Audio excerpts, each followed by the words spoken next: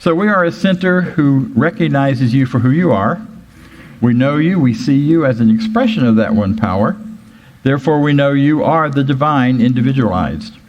So your individual expression of who you are is the top of the pyramid of oneness. It is the thing that most truly expresses the oneness of the power within you. Those are unique things that perhaps somebody told you were not good enough or shouldn't be or should be shut off or held down or squished in order to fit in. Those things are exactly the thing we celebrate about you here. Hence, we have a pretty interesting, exciting community recognizing the goodness of every being, no matter who you are, whatever your background, whatever your ethnicity, your sexual identity. All of those things are just part of the mix of celebrating who you are. And we are so grateful. I'm so grateful that you're here and that you're participating with us. So, we tell you, and we have it here printed on our program. On the very bottom of the program, you'll see that we are a strong, open, globally connected community centered on clarity of principle through teaching, service, and practice. Those are our three primary focuses, or foci, I guess it is. Through teaching, service, and practice, we create a safe and respectful environment that supports healthy spiritual growth. That's what we're about, and that's who we are. I'm really glad you joined us today.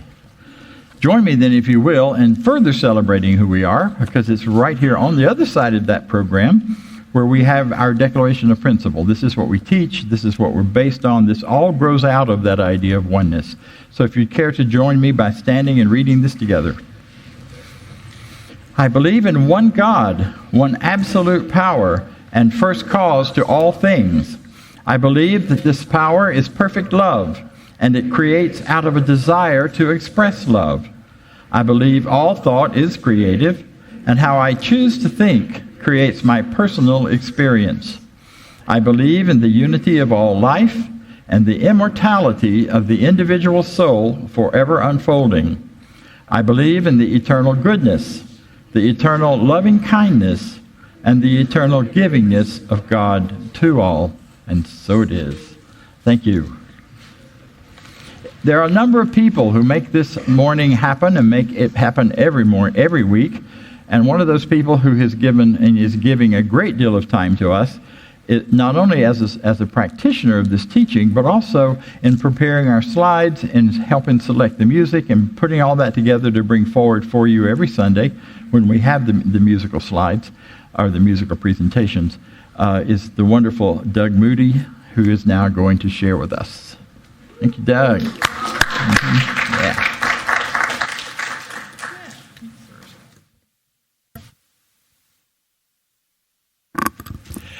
Thank you, and good morning.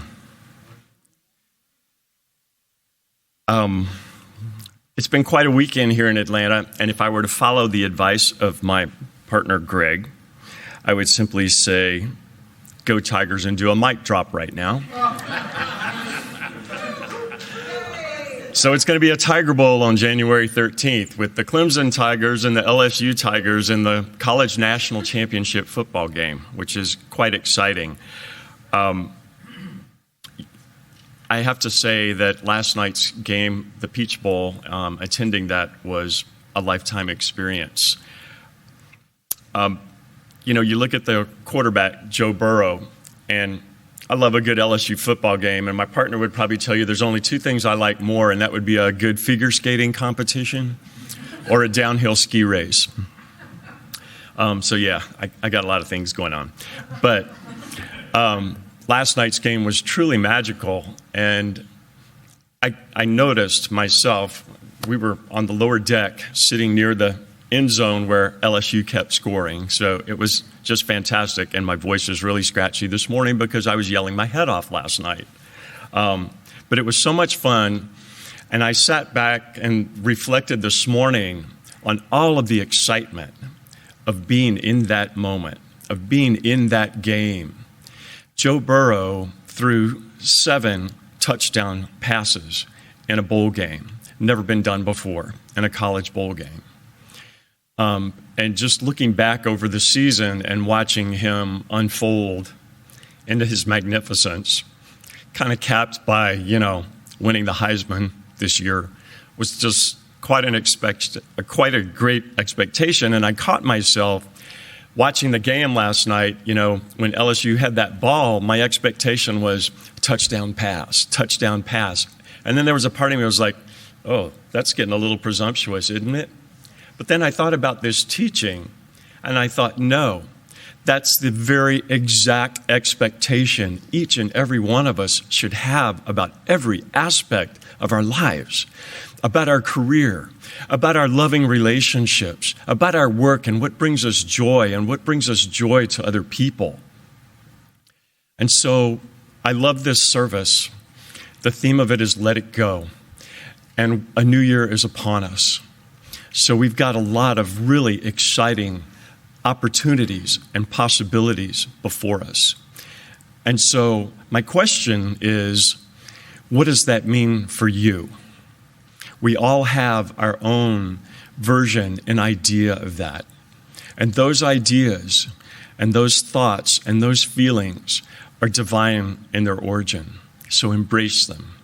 Let them come forth. Let go of what you need to let go. But embrace your magnificence. Because you are, each and every one of you are magnificent. When's the last time somebody told you that? Probably Dr. Bob Deen here last Sunday. Because that's what this center is about. That's what our teaching is about. And so for me, watching Joe Burrow all season, and especially last night at that Peach Bowl game, was about watching somebody just letting their magnificence be expressed. And each and every one of us is empowered to do the same thing in our lives. We all have everything that we already need. We just need to let it come out and just know and pray with courage that we have all that we need to let it flow forth. So, New Year's is also a special time for me because I'm a New Year's baby. I was the first baby born in Lafayette, Louisiana in 1962. And so for me, New Year's is always a very reflective and a very empowering time. And I thank my mother and my father. You know, they weren't out partying in Times Square with Andy Cohen and Anderson Cooper in Times Square. My poor mother gave birth to all 9 pounds, 12 ounces of me. So I'm very grateful for that. I'm very grateful for this gift of life and grateful for the opportunity to serve you as a practitioner and to create this, make our presentations and our services more enriching and more enlivening, because that's what we're here to do. That's our mission. And it's all creative and it's all God and it's all good. And so during this ceremony later on, I want you to have the courage to step forth. Let go of what you need to let go, but also let go of any inhibitions to keep your magnificence from being expressed. And when you express that in love, you can't go wrong. Ernest Holmes, the founder of our teacher, put it very succinctly when he said, "Through the power of love, we can let go of the past history and begin again. Love heals, forgives, and it makes whole." So there you have it.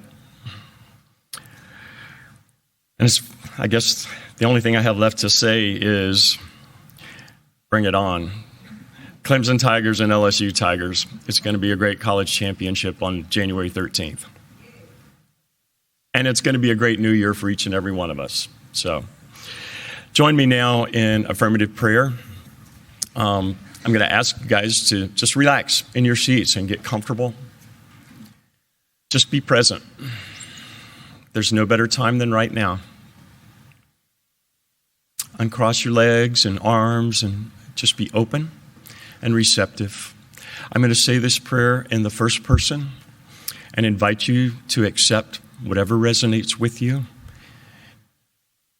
into your thoughts and feelings. And know this with me.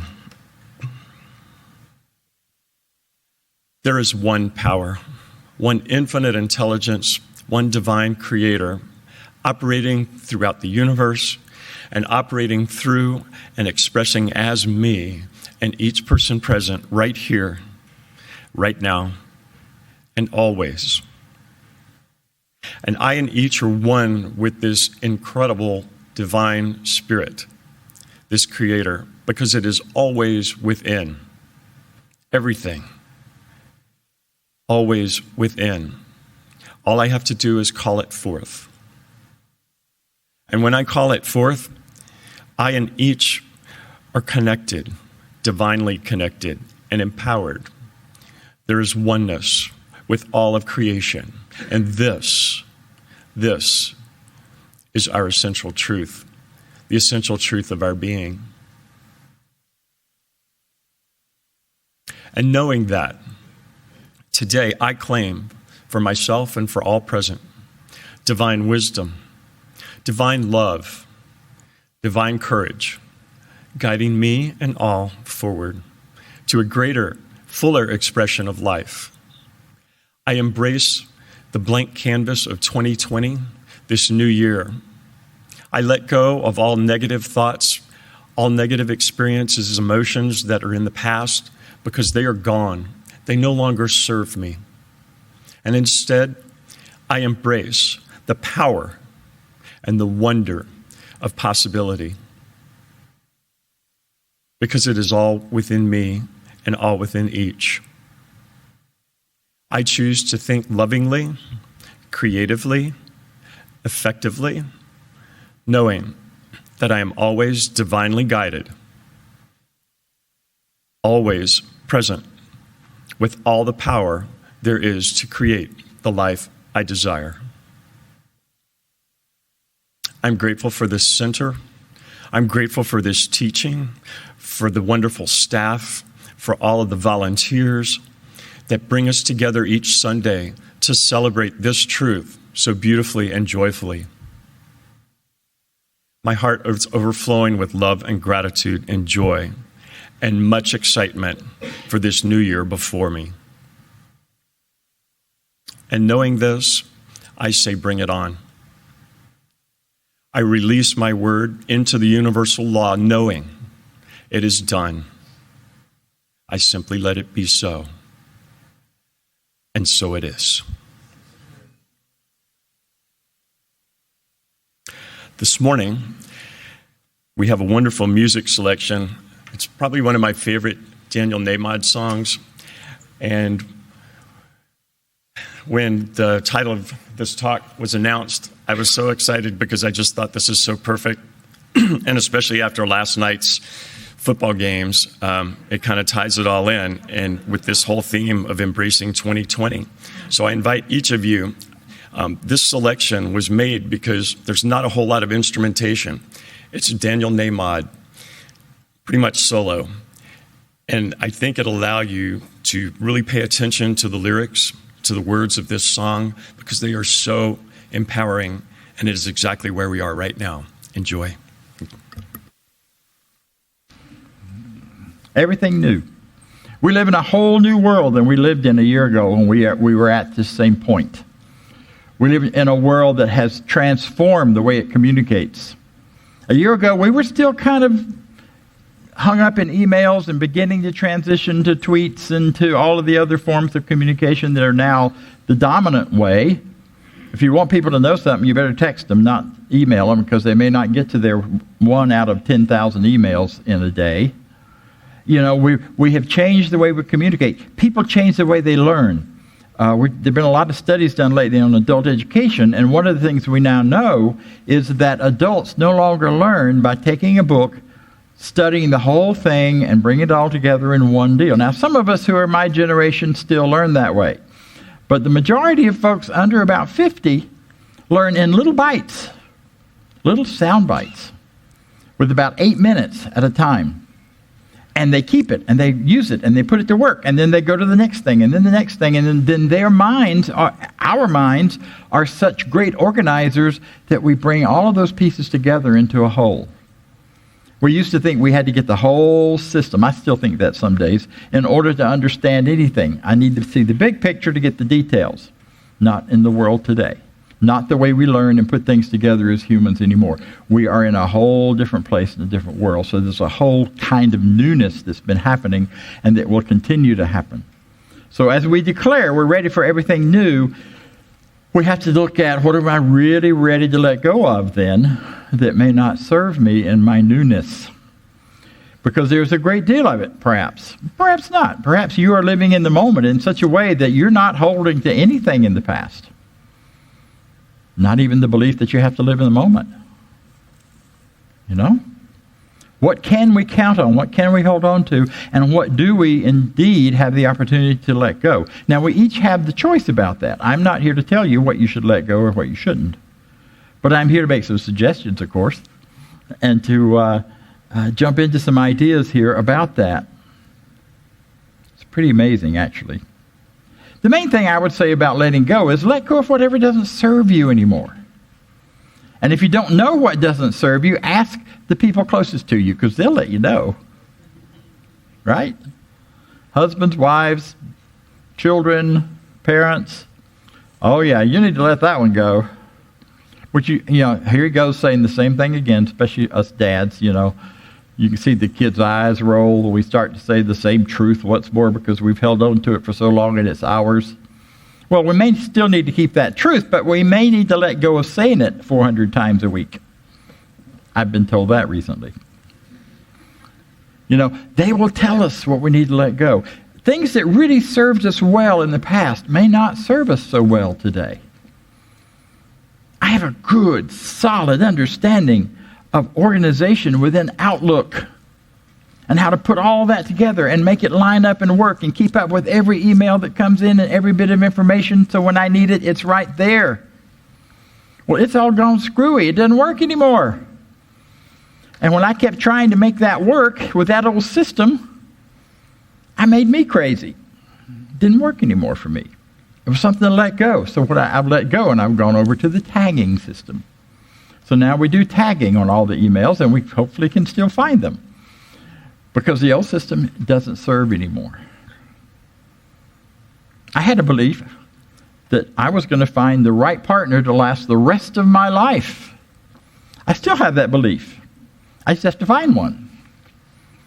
And I had this vision of that partner being somebody I would get with in my 20s and be with forever. And it was all romance and roses and chocolate and all that good stuff. And I woke up about 4 years ago and realized, wait a minute, I'm kind of past my 20s. It's a little late. Now, I have had wonderful relationships in big chunks over the years. But that idea and image and vision I was carrying of trying to make those relationships fit a lifelong pattern when the lifelong was already done or well on its way, didn't work anymore. Got to let it go. There are other things. You know what's going on in your life that doesn't serve you well anymore that you can let go of. I've just moved this week, completely out of one apartment into another. I let go of all these old beliefs and ideas about what that apartment represented, how it was supposed to be set up, what was to be kept, what was to be organized, what was to be there, what was important. I had to let go of some of that. Doesn't make sense anymore to keep moving 14 shelves of bookcases, of books, not bookcases, books. So I let go about half of them, and they're now in a library nearby that I can still get to, but I don't have to move them anymore. Better idea, right? So it's not just letting go of what doesn't work, it's embracing what does. But our emphasis today is going to be much more about letting go. Letting go of what doesn't anymore. How about past mistakes? Anybody still carrying some of those around? Don't show me your hands. You know that little thing back there that just gets at you and drags you and niggles you and keeps keeping your, when you're not expecting it, it pops up in your mind. You know, if I just hadn't of this, or if I just hadn't of that. One of mine used to be, it's not anymore, if I just hadn't switched majors out of pre-med into ministerial, I'd have made a lot more money. Well, that might have been true, but it wouldn't have been a better life. Let that one go a long time ago. So there may be some mistakes. Let me tell you what Ernest Holmes says about that. Oops, wrong one. Here we go. He says, it is scientific to consciously let go of all troubles. It is most unwise to hold on to them. Some, and he's in a context here talking about our mistakes. Some will say that it is right that we should suffer from our own past mistakes. It is right that we should suffer. We already have done so, obviously. That's my word. And it will continue to do so until we pay the last farthing of price. And here it is. But the last farthing is paid when we let go and trust in the law of good. Let go of the past mistakes and trust the law of good to make up for anything that may appear to have been lost. 100% all the way through. The law of good is the law of life, and it is always unfolding for us. Past mistakes. Because in truth, because of the law of good, because there is oneness, Ernest Holmes says in other places, and I fully believe there really are no mistakes. They're just adjustments in your course, perhaps. Or things that you did that you thought were a mistake that turned out not to be. Anybody ever leave late for something and you're beating on yourself for leaving late and you think it's a mistake and then you find out there was a car wreck right in front of you that you might have been in? All kinds of stories like that happen to us. We never know. We never know what might have been if we hadn't, quote, made the mistake. So trust the law of goodness to take care of that and to go beyond it and to go past it.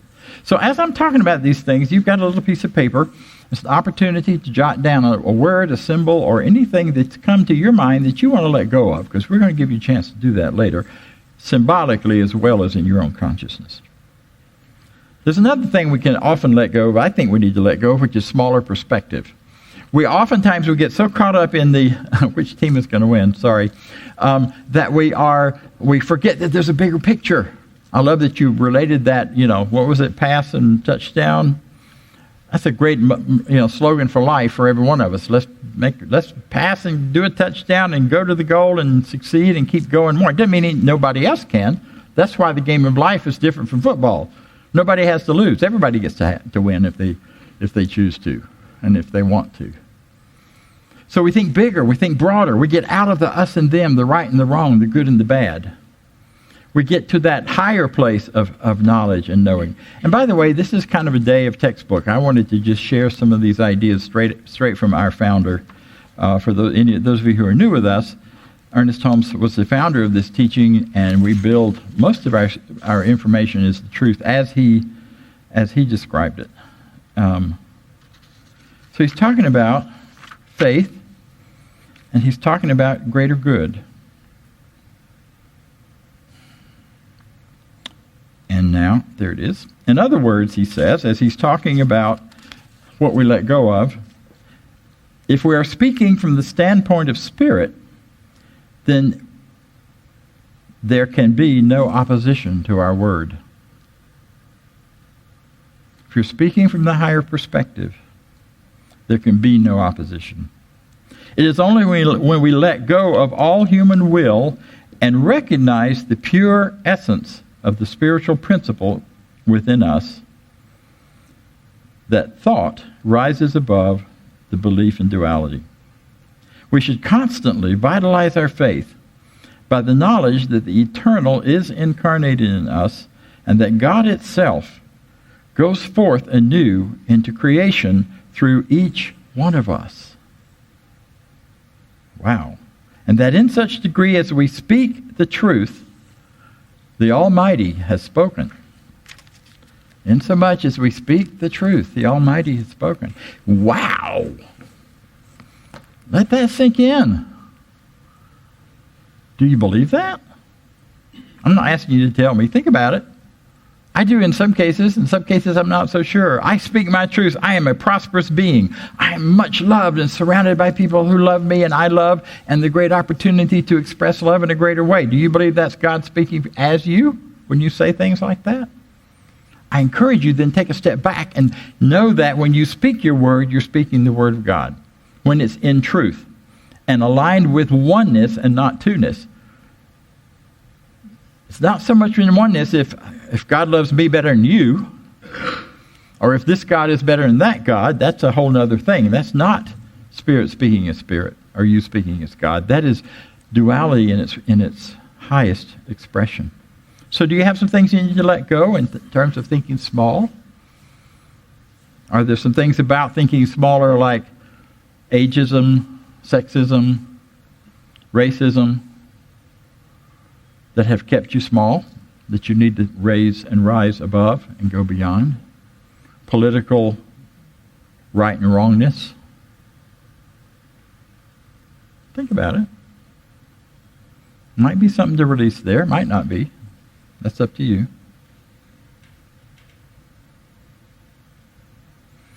Further on, Ernest says this.